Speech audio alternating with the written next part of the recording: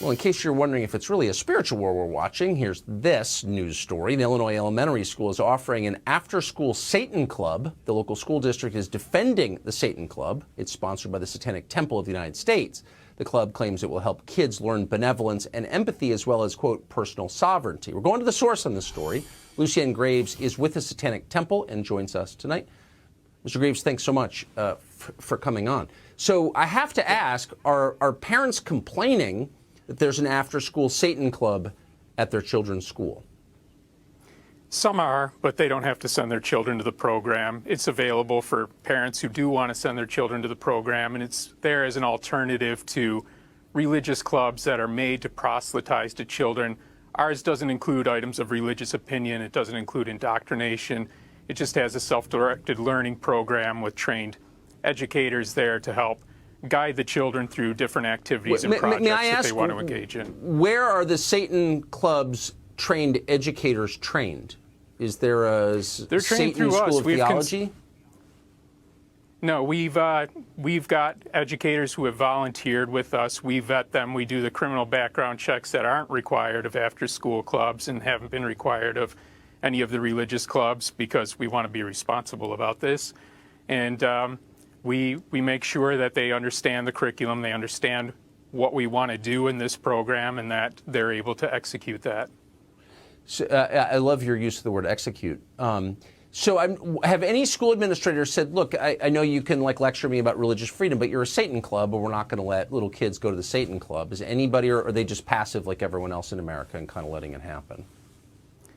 Well, that's not being passive. That's understanding what the law is. That's understanding what the Constitution is. That's understanding what free speech is and what religious liberty is.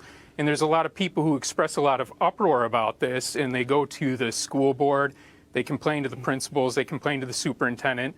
But a school board cannot overturn the Supreme Court, and there's no point in harassing them. So could there be an I Hate Gays Club or Black People Are Inferior Club? And the answer, of course, is no, because the community, and I'm not advocating for either one of those things, but the community has some say in what its kids are exposed to on government property, i.e. a public school. So you're just telling me that everyone's just kind of going along with it because Supreme Court.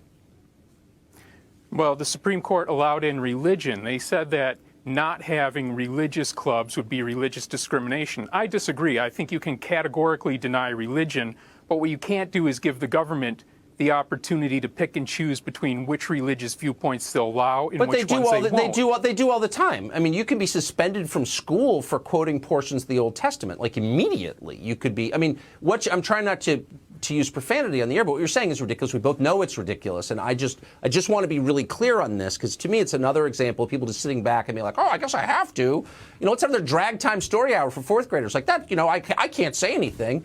And you're confirming that everyone feels that way. They kind of have to go along with it for some reason.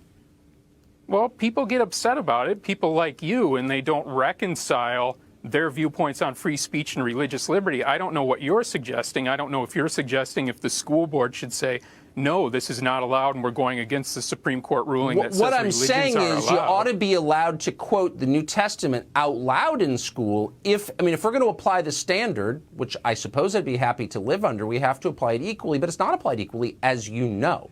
And I suppose, have you been in touch? I don't know the New Testament story you're speaking of, but we would defend anybody's right to practice their religion, and we're not asking for other religious clubs to be taken out. Look, I'm not even for equal access. Right, and I'm just saying the school would not provide that if it were an expression of Orthodox Christianity, as you know. But Lucien Graves, I appreciate your coming on tonight. Thank you. Thank you.